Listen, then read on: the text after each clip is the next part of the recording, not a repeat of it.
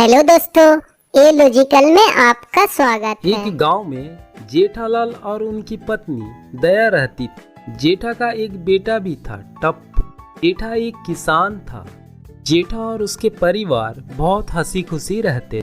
फिर एक दिन अचानक दया की मौत हो जाती। तभी टप्पू और जेठा दया की मौत पर बहुत रोते। ऐसा लग रहा था जेठालाल की सारी खुशियां लुट गई। इसी तरह कुछ दिन बीतता और जेठालाल टप्पू की देखभाल और अच्छी परवरिश हो इसलिए वो एक बबीता नाम की लड़की से शादी कर लेता। कुछ दिन तक ठीक ठाक चलता। उसके बाद बबीता अपना रंग दिखाना चालू कर दे।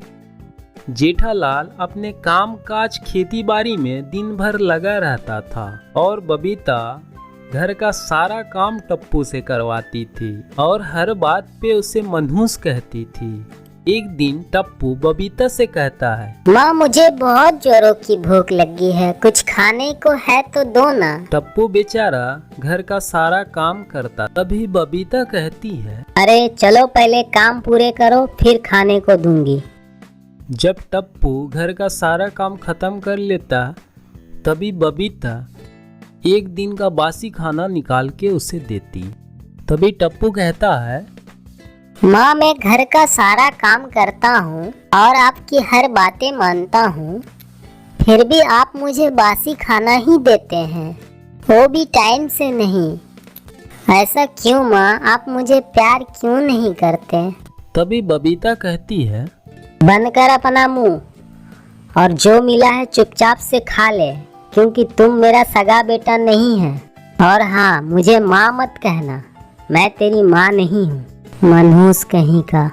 ये सुन के टप्पू बहुत दुखी होता और अपनी माँ को याद करके रोने लगता। माँ आज तू होती तो मैं इस हाल पे नहीं होता। समय बीतता और एक दिन जेठालाल भी चल बसते। तभी बबीता टप्पू से कहने लगती है, अरे तू इतना मनहूस है, तेरा कदम पड़ते ही तेरी माँ मर गई, अभी तेरा पिता भी, मनहूस कहीं का, चल निकल जा अब घर से। ये सुन के टप्पू रोने लगता और वो घर से बाहर जा ही रहा था। तभी अचानक बबीता के पेट में दर्द होती है। बबीता की चीखें सुनकर टप्पू वापिस दौड़ा चला आता।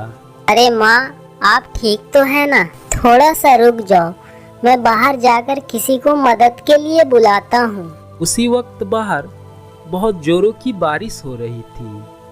टप्पू भीगते हुए दौड़ता हुआ आसपास के घरों में जाता है, पर उनकी मदद के लिए कोई भी नहीं आता। आखिर में टप्पू एक ठेला लेता है और उसी में लेटाकर बबीता को हॉस्पिटल की ओर चल देता है। कुछ ही देर में वो जब हॉस्पिटल में पहुंचता है तो बबीता एक बच्चे को जन्म देती है और टप्पू से कहने लगती है, टप्पू बेटा मुझे माफ कर दो, मैं तुम्हारे ऊपर बहुत जुल्म किया है, मैंने हर बात पर तुम्हें मनहूस मनहूस कहा है। आज तूने मुझे अपनी सगी माँ की तरह संभाला है, मैं तेरा ये एहसान जिंदगी भर नहीं भूलूंगी। ये सुनकर टप्पू बहुत खुश होता और कहने लगता है, माँ तुम कैसी बातें कर रही हो, तू भी तो मेरी माँ है ना। अभी बबीता को अपनी गलती का एहसास हो जाता है और वो टप्पू से बहुत प्यार करने लगते और हंसी खुशी रहने लगते हैं। अगर हमारी वीडियो आपको पसंद आई हो तो प्लीज़ लाइक और सब्सक्राइब करना ना भूलें। मिलते हैं नेक्स्ट वीडियो में, बाय बाय।